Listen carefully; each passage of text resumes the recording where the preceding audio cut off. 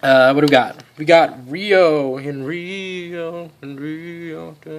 A nice little cute kids movie. I think the reason I got this was because, well, I love birds. First of all, that's if you saw my last Let's Play, you know I have a bird, and that he won't shut up. But I love birds. And I got this because I wanted to see how animated movies would look on like the Blu-ray, because I heard like animated movies especially look like really good on it. So yeah, I liked it. Nice job. Nice movie. Rise of the Planet of the Apes. James Franco's in this. Andy Serkis, great motion capture with Caesar. Really like this movie. I saw the original Planet of the Apes. And obviously they're very different because they don't have like the same. They don't take place in like the same timeline, you know, whatever. I mean, if you've seen the original, you know what I'm talking about. And now the new one's coming out, Dawn of the Planet of the Apes. So yeah, I wonder how that's gonna be. I don't know. I like to think this movie ends on a good note because it kind of ends happy with like Caesar goes off into the woods and everyone's happy, but then you realize that guy has the disease and he goes in the airport and all of America is gonna, well, all of the world is gonna get infected and humanity is gonna die out. So yeah, but I like to pretend that part didn't happen, even though it relates directly to the new one that's coming out. But yeah, whatever. Oh, and I just spoiled that. It's not really. I mean, if you know whatever. If you know the Planet of the Apes movie, you know that's what happens anyway, so sorry for spoiling that if anyone cared. Classic movie, one of my favorites, Al Pacino in Scarface. Well, my camera decided to freak out on me. I was talking about Scarface, which is a classic, one of my favorite movies. Al Pacino, I have the Steel book, is that what they call them? Yeah, I know a lot of like movie collectors like, ooh, like the steelbooks are like a big deal. I mean, I just like the movies for the movies. I don't really care about the cases or anything. But seriously, Scarface, if you haven't seen this movie, this is like one of the movies you have to see like before you die. Like everyone has to see it. Really good movie. Next we have, I'll just put these all together. We got all the Scream movies, Scream 1, 2, 3, and 4. I know a lot of people don't like Scream 3, and some are iffy about 4. Is that like the general consensus? I don't know. I like all of them. I'm not really that picky when it comes to movies. I mean, if you could tell. Well, also, all of these are Blu-rays I own, so I wouldn't really buy a movie that I don't like. But yeah, I just love the Scream franchise and how they kind of deconstruct the horror genre a bit. And then, by themselves, they're good slasher films, I think. Like, they actually have scenes of genuine tension, which a lot of slasher films don't have. It's just people dying and that's it. So I like the Scream movies. What do we got? Everything's falling apart. I know everything like fell before. It's hilarious. Everything's falling. What? Okay. I was gonna put these like together anyways. So that's really the point of doing this video, is just taking them all out and then rearranging them or whatever. Silence of the Lambs, one of the best horror. Is this considered a horror movie? It is. I think it's generally considered a horror movie. I love this movie. Anthony Hopkins and Jodie Foster, really great movie. Hannibal Lecter. I know there's that series Hannibal. I never got into that. I should probably get into that. I like this movie. You know. There's not much else to say. Simpsons movie. You can't go wrong with Simpsons. I mean, they're great. If you don't like The Simpsons, well then, you know, whatever. Opinions. Skyfall. Okay, this is the thing. I don't think I've actually ever fully watched this. I don't think I didn't even open this. But I've seen like bits and pieces of it. And I really should watch this because I've heard from a lot of people that this was one of like the best Bond movies in a really, really long time. So I should probably get on that, and I will sometime. Next, we got Source Code. It's got the cool like cover. Jake Gyllenhaal. This is another one of those movies that kind of takes place in one isolated. It sort of does, in an isolated area. Vera Farmiga's in this too. She's great. Which reminds me, I need to get The Conjuring on Blu-ray. Yeah. But this movie, it's about a guy that, like, relives the last 7 minutes of another guy's life. on a train that's about to explode, and he kind of has to find out who the bomber is and where the bomb is. And really intense. The ending's really sweet and like heartfelt, and and I'm a sucker for those types of movies. So yeah, good intense movie with some sweetness to it. Ted is so funny.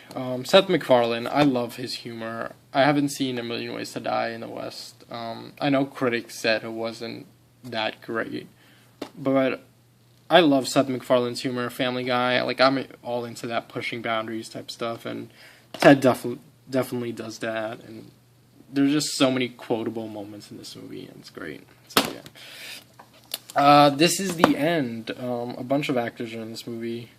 James Franco, Jonah Hill, Seth Rogen, Jay Baruchel. I don't know. I'm sorry, I slaughtered his name. I really don't like Danny McBride that much. Am I the only one that feels that way? Craig Robinson, Michael Cera, Emma Watson. Emma Watson's great. This is really a dark humor. You have to have an acquired taste, I think, for this movie. It's pretty dark humor. It's about the end of the world, so yeah, it depends if you're into that stuff. But I think it's really funny. Seth MacFarlane. No, who am I talking about? I'm talking about a million different people. I don't know where my head's at. Channing Tatum has a fantastic cameo in this movie. It's hilarious. I think it's pretty funny, though sometimes when you think about the whole apocalypse thing, it's kind of gets less funny. But yeah, that's all I got to say about that one. Now we got the big one. Transformers. Now I know some people say Transformers sucks. I really like the third one. The first two are I'm indifferent, I guess. I know the second one I really never paid attention to the second one that much. Didn't really watch it fully. I know it has the racist robots and all that stuff. These are just you know that when you're gonna watch these movies, you're not gonna get a big story or anything. You just go to see robots and stuff exploding, and it delivers on that.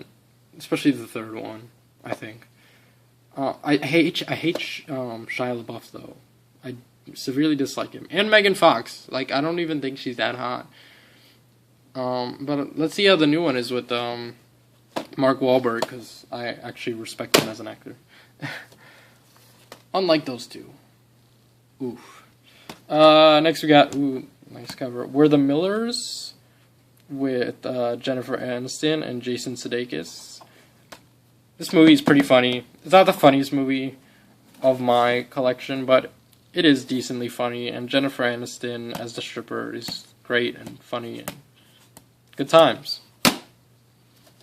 What do we got? We got World War Z with Brad Pitt. I love zombies. I'm all into zombies. My camera has really not been cooperating with me today, but hopefully it lasts long enough for me to finish this. So, World War Z. I love zombies. Walking Dead is my life. Pretty ironic, because life and dead, Walking Dead. Get it? You get it. Anyways, I know this movie had a lot of problems during production. They changed the third act completely, and a lot of people said it had pacing problems. Well, critics. But I actually really like that. I loved how the beginning was more horror leaning, then the middle was just complete action, and then the very end is complete horror. I was getting heart palpitations during that part. And it just had a really nice mix of all the genres, and I kind of like that. So yeah, World War Z, really good zombie movie. We got Wreck-It Ralph. I'm gonna wreck it. If you love video games, you gotta watch this movie. Just all the little references and nods to other video games are hilarious. And even if you don't like video games, this is just a genuinely funny and also heartfelt movie. My mom saw this movie and she loved it, and she has never played a video game in her life or anything. So, just Disney. You can't go wrong with Disney for the most part. They're usually really good. And lastly, we got You're Next. This movie came out last year. It was more of an indie film, so it really didn't get a lot of exposure. But of the home invasion movies, I think this is a pretty good one, and I love the little twist that they have in it. of one of the characters who has a very specific skill set that is helpful in fighting off the intruders. So I'm not going to spoil it though, but of home invasion movies, like I said, I thought this was a pretty good one. And is that it? I think that's it. Yep. Oh wait, we got one more. We got Life, the documentary series, narrated by Oprah Winfrey. And I bought this because I feel like with any Blu-ray collection, you need that one obligatory nature documentary that you can just have, like, if you have friends over, this is what I want to have playing in the background. Just nature and animals in high definition, and it's fantastic. So yeah, that's it, guys. Let me switch the camera back so you can see my lovely face. Hey guys, thanks for watching this video. Make sure to like and subscribe. I might do a DVD one of these one day. I might do some more Let's Plays, some reviews. So make sure to check out for those by subscribing, of course. Also, I'm putting a link in the description below to my friend AK Vlo. He does vlogs, and he just like restarted doing them, and he did a Let's Play of Sonic 3. And I was his inspiration, which was so sweet. Oh, slightly. I can't take credit for it. Totally, but link. And thanks guys for watching. See you next time. Bye.